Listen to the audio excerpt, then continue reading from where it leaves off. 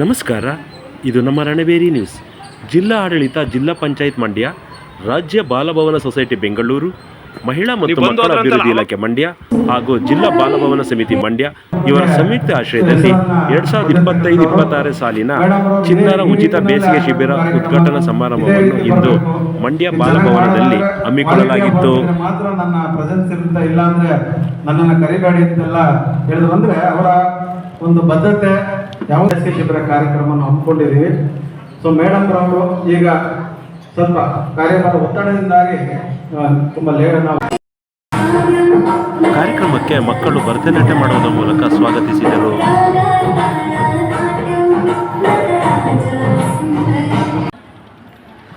ಈಗ ನಮ್ಮ ಜಿಲ್ಲೆಗೆ ಹೊಸದಾಗಿ ಆಗಮಿಸಿರ್ತಕ್ಕಂಥ ಮಾನ್ಯ ಮುಖ್ಯ ಕಾರ್ಯನಿರ್ವಾಹಕ ಅಧಿಕಾರಿಗಳು,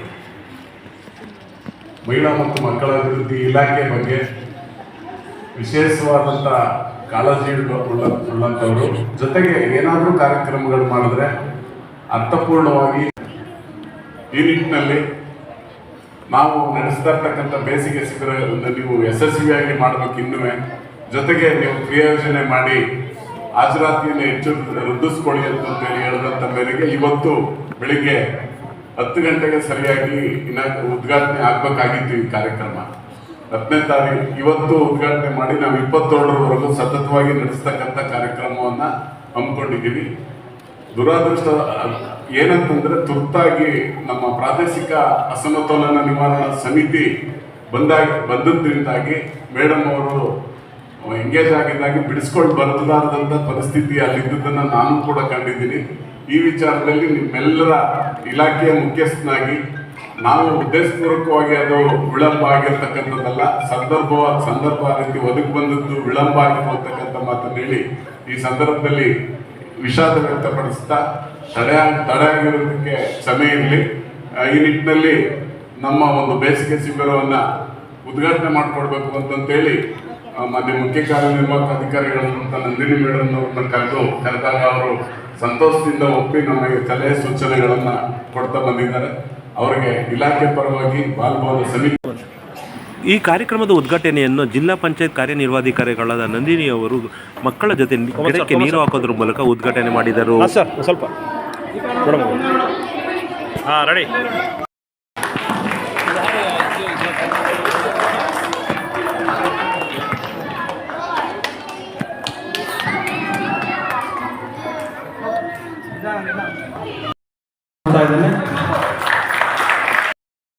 ಉಚಿತ ಬೇಸಿಗೆ ಶಿಬಿರದ ಕಾರ್ಯಕ್ರಮವನ್ನು ಉದ್ಘಾಟನೆ ಮಾಡಿದ ಜಿಲ್ಲಾ ಪಂಚಾಯತಿನ ಮುಖ್ಯ ಕಾರ್ಯನಿರ್ವಹಣಾಧಿಕಾರಿಗಳಾದ ನಂದಿನಿ ಅವರು ಮಕ್ಕಳಿಗೆ ಹಿತವಚನವನ್ನು ನೀಡಿದರು. ಗ್ರಾಮ ಪಂಚಾಯತಿಯಲ್ಲಿ ಕಡಿಮೆ ಅಂದ್ರೆ 80 ರಿಂದ 100 ಜನ ಮಕ್ಕಳು ಒಂದೊಂದು ಪಂಚಾಯತಿಯಲ್ಲಿ ನಾವು ನೋಂದಣಿಯನ್ನ ಮಾಡಿಕೊಂಡು ಇಡೀ ಜಿಲ್ಲಾದ್ಯಂತ 12,000ಕ್ಕೂ ಹೆಚ್ಚಿನ ಮಕ್ಕಳು ಇವತ್ತು ನಾವು ಗ್ರಾಮೀಣ ಬೇಸಿಗೆ ಶಿಬಿರದಲ್ಲಿ ಪಾಲ್ಗೊಳ್ತಾ ಇದ್ದಾರೆ.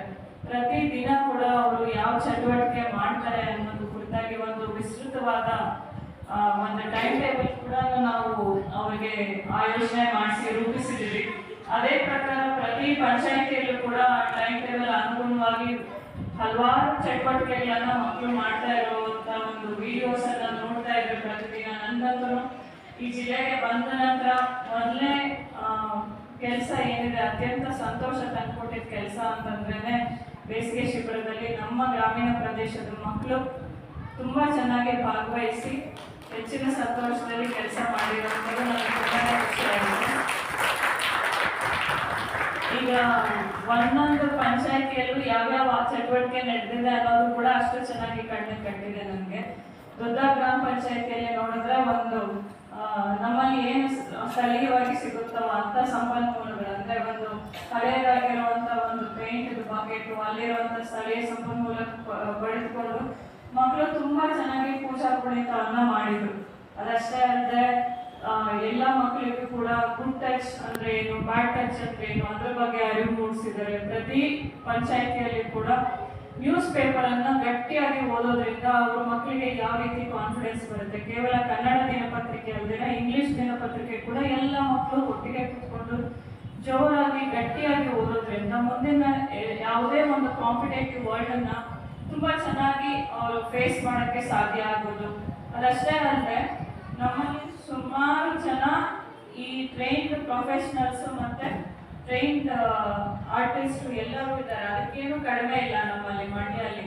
ಅವ್ರಿಗೆ ಒಂದು ಮಾತು ನಾವು ರಿಕ್ವೆಸ್ಟ್ ಮಾಡಿದ್ರೆ ಬಂದು ನಮ್ಮ ಮಕ್ಕಳಿಗೆ ಯಾವ ರೀತಿಯಾಗಿ ಬೇಕಾದ್ರೂ ಟ್ರೈನಿಂಗ್ ಮಾಡಿಕೊಡ್ತಾರೆ ಅನ್ನೋದು ನನಗೆ ಈ ಬೇಸಿಗೆ ಶಿಬಿರ ಮಾಡಿದಾಗನೇ ನನಗೆ ತುಂಬಾ ಚೆನ್ನಾಗಿ ಅರ್ಥ ಆಗಿದೆ.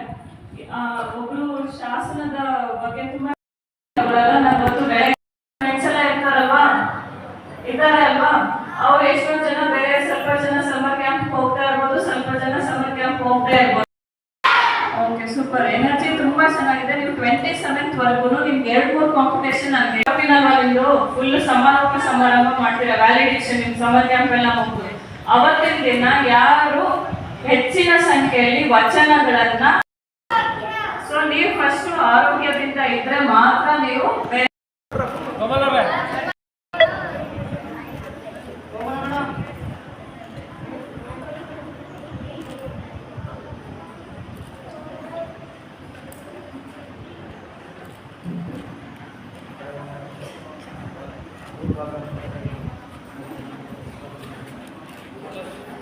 ಕಾರ್ಯಕ್ರಮದಲ್ಲಿ ರಾಜಮೂರ್ತಿ ಅವರು, ಕೋಮಲ್ ಕುಮಾರ್ ಅವರು ಹಾಗೂ ಇತರ ಸಿಬ್ಬಂದಿ ವರ್ಗದವರು ಹಾಗೂ ಪೋಷಕರು ಈ ಸಮಾರಂಭದಲ್ಲಿ ಹಾಜರಿದ್ದರು.